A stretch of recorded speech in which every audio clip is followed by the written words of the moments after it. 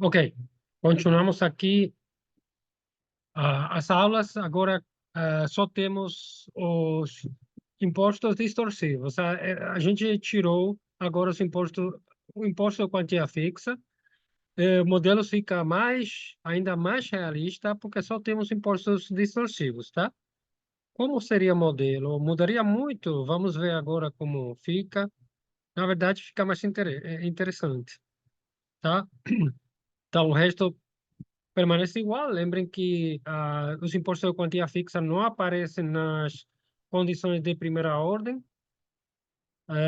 E agora teríamos essa mudança na restrição orçamentária do governo. Não aparece aqui o imposto de quantia fixa. Agora, a gente tem que considerar essa equação nas condições de equilíbrio. Por quê? Porque agora é importante quando que assim, considerar se o governo emite dívida para financiar o déficit público ou não, tá? Se financia esse aumento de gasto com aumento de imposto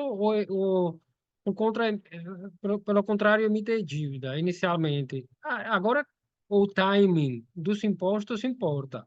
Agora não tem equivalência ricardiana, tá? A equivalência ricardiana é quebrada agora porque os impostos são distorsivos. Não tem imposto não distorsivo. Então, o timing dos impostos, no momento em que a gente usa imposto, importa. Tá? Então, temos de considerar agora essa equação nas condições de equilíbrio. Tá? Ah, em outras palavras, como eu digo aqui nesse slide, a dívida D seria a variável residual que que equilibra a restrição orçamentária, certo? Mas agora teríamos de considerar uma questão adicional, porque o problema é que quando a gente corta ou aumenta imposto, varia os impostos agora, varia o gasto público, e a dívida aumenta ou diminui. Se a gente não fizer mais nada aqui e continuarmos como o modelo anterior, com imposto não distorsivo, imposto à quantia fixa, aí teríamos uma violação das condições de Blanchard-Kahn. Por quê? Porque, tecnicamente, de forma técnica, ah, teríamos, teríamos um eigenvalue, autovalor, maior do que que variáveis de controle. As variáveis de controle são o consumo, o investimento, as horas trabalhadas, o PIB, certo? Então, a dívida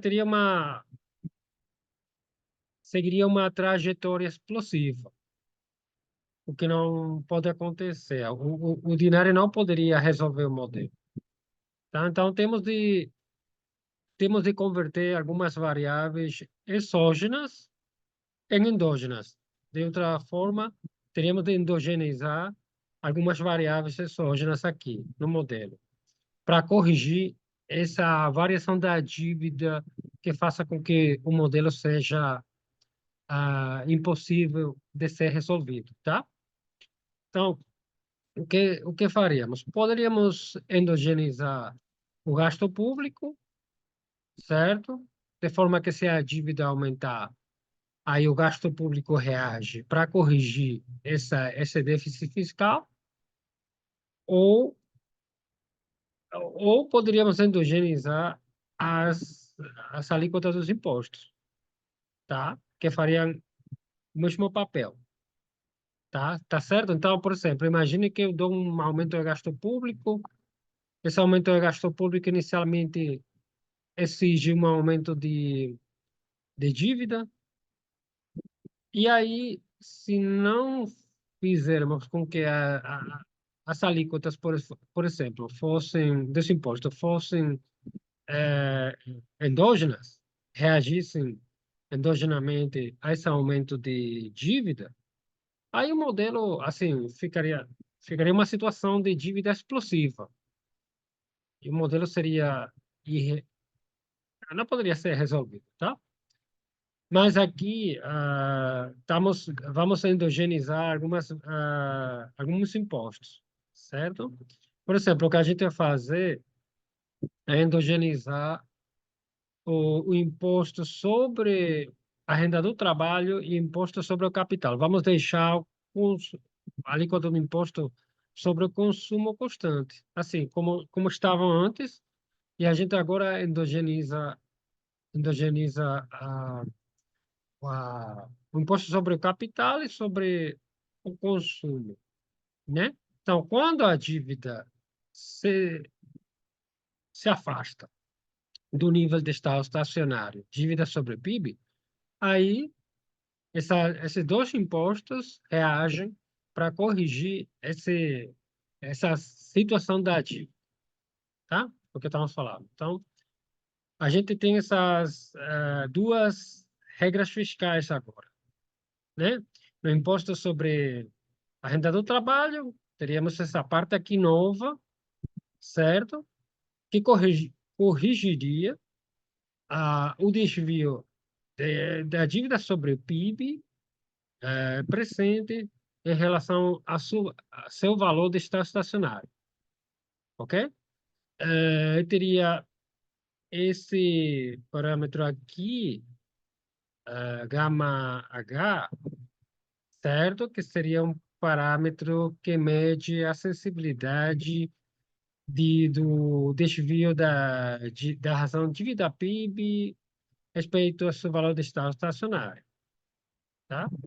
E teríamos o correspondente, a mesma equação em relação à alíquota do imposto sobre retorno de capital, né? Igual, o parâmetro correspondente, ok? Vamos fazer para simplificar que esses dois parâmetros sejam zero, o mesmo valor, isso é 0,05, tá? E fazendo que esse valor seja diferente de zero, a gente se assegura que não tenhamos uma situação explosiva no equilíbrio e que possamos resolver o modelo, certo? Então, teríamos essas condições de equilíbrio, as três condições do consumidor representativo da empresa, a função de produção, a lei de movimento de capital, a restrição de recursos da economia. Agora teríamos a restrição orçamentária do governo, não precisaríamos de incluir a lei de movimento do gasto público e teríamos as três leis de movimento dos impostos extorsivos. Duas delas são com regras fiscais, né? A regra fiscal aqui que dicta o comportamento da alíquota como variável endogenizada em relação à razão dívida pública PIB e seu valor de estado estacionário. Então, como seria um aumento de gasto público de 10% de desvio do estado estacionário? Mas agora teríamos a mesmo choque. O PIB inicialmente aumenta o impacto, aumenta durante muito pouco tempo, ele decai rapidamente, entra no terreno negativo por um bom tempo, tá? Isso aqui porque, como a gente vai explicar, agora temos taxas, o impostos endógenos. Consumo cai bastante durante bastante tempo, o investimento ainda mais, horas trabalhadas aumentam, certo? Por esse efeito riqueza negativo, embora caiam rapidamente, estoque de capital decresce e o salário real diminui, né? Então, é o mesmo comportamento, mas agora dá para ver que o aumento do PIB é muito mais ah, temporário. Assim, só tem um efeito em impacto, mas aí cai rapidamente. Esse efeito é porque as taxas de imposto, elas, da renda a renda do trabalho e a renda de, do capital, elas aumentam porque a dívida aumenta inicialmente. Então, elas aumentam para corrigir esse efeito da dívida. Aí a dívida cai temporariamente, eh, por esse aumento de imposto. Como o aumento de imposto aumenta durante esse período aqui, aí o PIB cai, né? E aí isso vai ter também um efeito sobre o investimento, sobre o consumo, certo? Então, o resultado do choque é mais ou menos parecido com o que a gente tinha antes, só que agora o gasto público e o consumo eles caem mais por por esses aumentos de impostos endógenos, ok? Os aumentos de impostos desincentivam o trabalho e limitam o aumento da produção. E aí o multiplicador é menor do que 0,2, tá? Então tem esses efeitos muito permanentes sobre o consumo e investimento, certo? Deixa eu só mostrar aqui como a gente...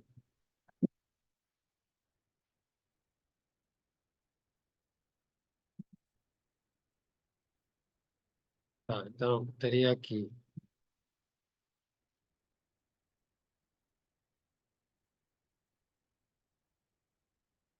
Vou fazer aqui, vou fechar aqui. Tá, então teria... Então teria eu vou abrir... eu vou abrir é só com impostos distorsivos, tá? Igual, né? Igual, tem o mesmo código. Então, o que a gente faz aqui é rodar esse código.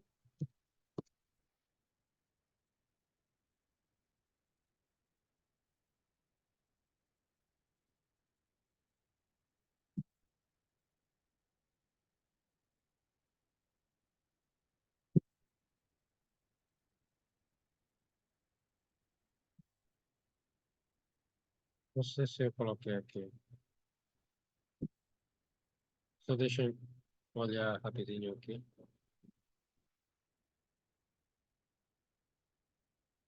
Eu tinha colocado no graph. Então, eu tiro isso aqui, no graph.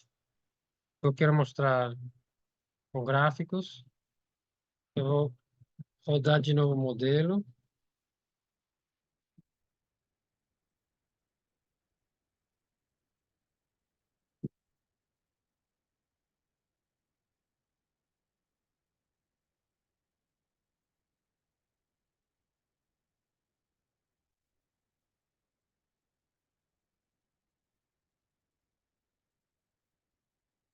Aparecem todos os...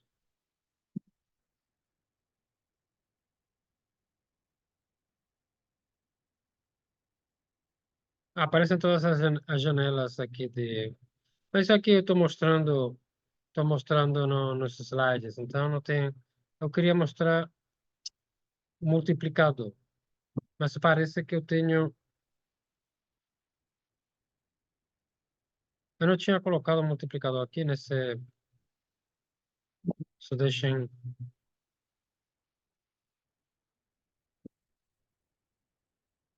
esse comando pede dá o multiplicador, certo? Então, eu vou colocar também nesse aqui. Ah, ah,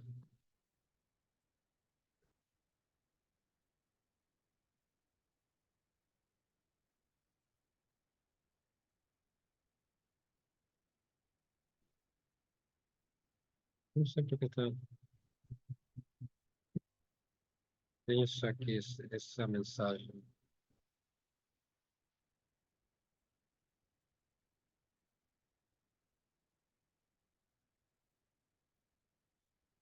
Então, multiplicador é esse que eu falei, 0,1941, tá? O resto eu vou mostrar nos slides, é melhor. Tá? Então, era gasto público, agora, um aumento... Ah, ok. Sim, estava aqui. Então, agora, se dermos um choque permanente ao gasto público, como varia?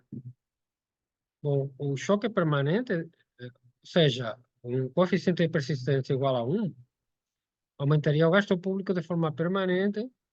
Inicialmente, o produto aumentaria no impacto, mas notem que decai relativamente rapidamente e entra no terreno negativo. Já se mantém aí, porque o aumento do setor público é permanentemente mais alto e requer aumento de impostos, aumento da carga tributária, que reduz o produto, o PIB da economia. Então, esse aumento do setor público, logicamente, no modelo, o aumento do gasto público é não produtivo. Então, a gente está gastando à toa. Não está investindo isso em melhorar a infraestrutura, a educação, a saúde, não está fazendo nada disso. Está talvez aumentando, contratando funcionário público só para trabalharem lá numa atividade não produtiva que não dá vantagem para ninguém, não tem um benefício para ninguém. Certeza que algum, algum exemplo, não muitos, mas algum exemplo existe aqui no Brasil, né? Como também existe na Espanha, algum exemplo de atividade do setor público não seja ah, muito produtiva, né? Então, a gente sempre pode pensar nisso, mas na realidade, em geral, o setor público faz muita coisa que é produtiva, efeitos que aumenta a produtividade do setor privado e da economia, tá? Mas, pronto. Aí teria esse efeito. O consumo, ele cai inicialmente em impacto e ainda cai muito mais.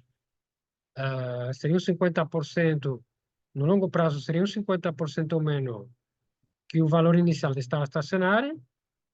Tem efeitos muito, custos muito grandes, efeitos de consumir.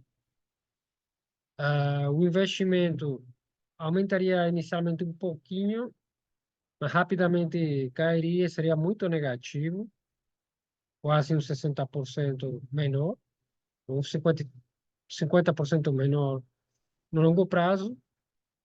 Horas trabalhadas aumentariam o impacto, economia, seria os consumidores mais pobres trabalhariam mais, mas com o tempo as horas trabalhadas seriam negativas e depois voltaria no estacionário inicial.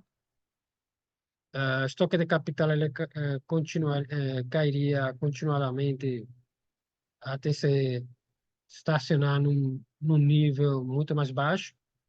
Salário real seria permanentemente mais baixo também, retorno de capital físico, e pronto. Então, como reagiria a dívida e os impostos endógenos?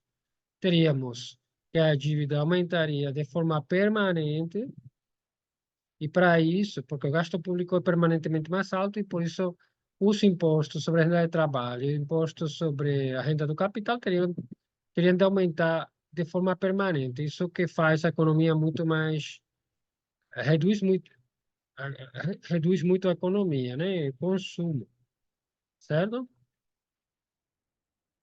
O multiplicador aumenta até 0,5 porque o consumidor trabalha bem mais por um tempo para compensar essa queda de riqueza, tá? Isso que faz inicialmente o produto aumentar, ok? Se a gente, só para vocês terem, deixa eu só aqui, porque isso aqui a gente já não precisa.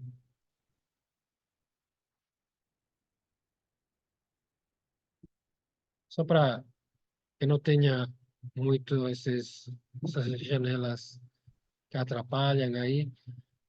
A única coisa que eu teria que fazer para isso é mudar aqui o valor de OG. Se eu colocar aqui um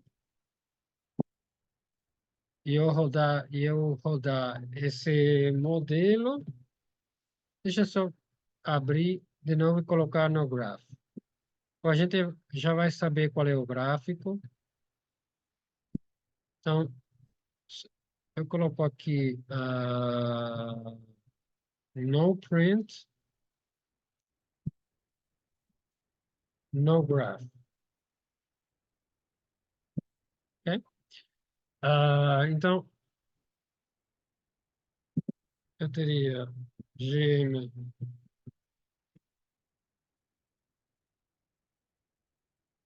Não, os gráficos não aparecem, mas aqui tem um multiplicador. E é praticamente 0,5. Ok? Vou voltar a colocar o mesmo valor para não me esquecer depois. Vou tirar aqui no gráfico também. Pronto. Hum.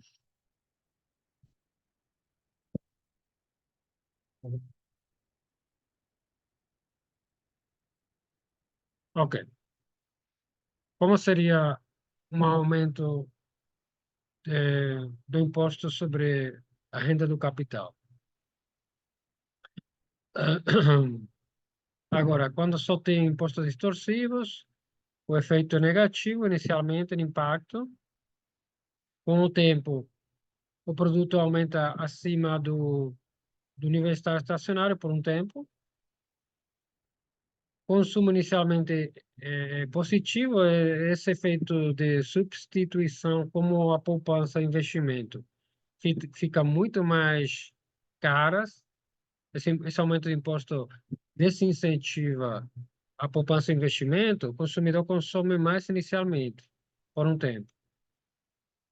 As horas trabalhadas, elas caem inicialmente bastante, se bem que com o passar do tempo elas entram em terreno positivo, aumenta por um tempo também.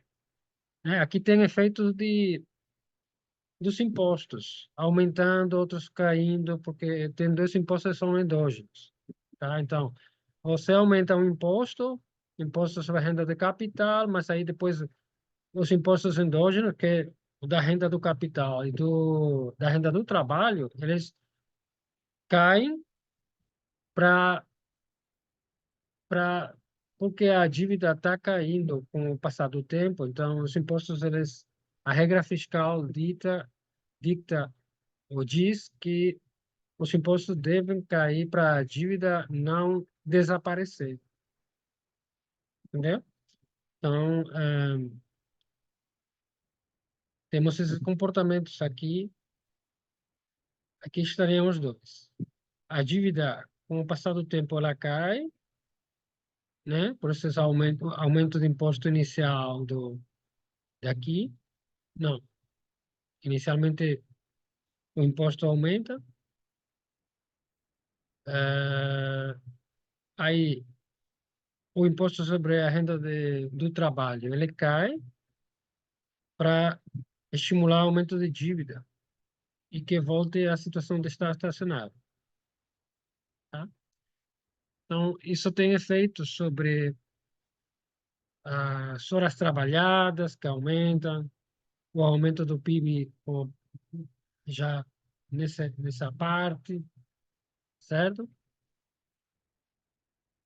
Ok?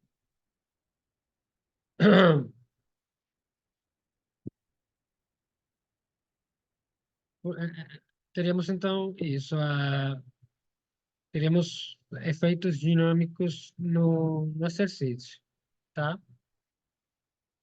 Bom, aqui poderíamos fazer um monte de experimento com imposto e gasto público, ok?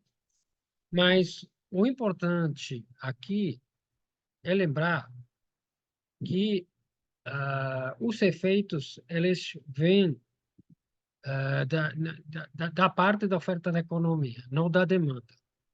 Com preços flexíveis na economia, sem rigidez de preços, a demanda não joga um papel aqui. Então, os preços se ajustam instantaneamente para equilibrar os mercados e, portanto, os choques não têm efeitos de demanda, só de oferta, porque empobrecem ou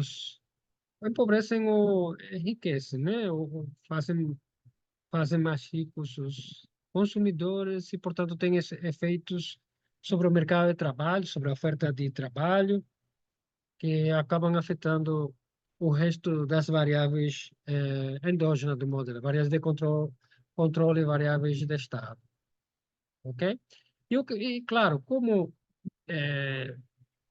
esses choques só têm efeito de oferta, o multiplicador fiscal, em geral, é baixo, tá? Não, é muito complicado no modelo neoclássico, com esse viés neoclássico, os choques fiscais, aumento do gasto público, eh, entregar um aumento do PIB, assim, um multiplicador fiscal maior do que um. Muito complicado. Nem sequer um multiplicador fiscal de um, tá? Então, precisamos de modelos com rigidez de preços e salários, certo? Mas, no mínimo, rigidez de preço, certo? Então, ah, esse modelo, que tem uma dinâmica mais conduzida pela demanda, é o modelo novo keynesiano, modelo que tem uma estrutura baseada no modelo neoclássico, mas que tem duas diferenças principais com o modelo neoclássico, que é rigidez de preços e concorrência monopolística, tá? Essa é a diferença principal. Então, vou parar de novo aqui, porque senão o arquivo fica super grande. E aí continua depois, tá? Até logo, obrigado.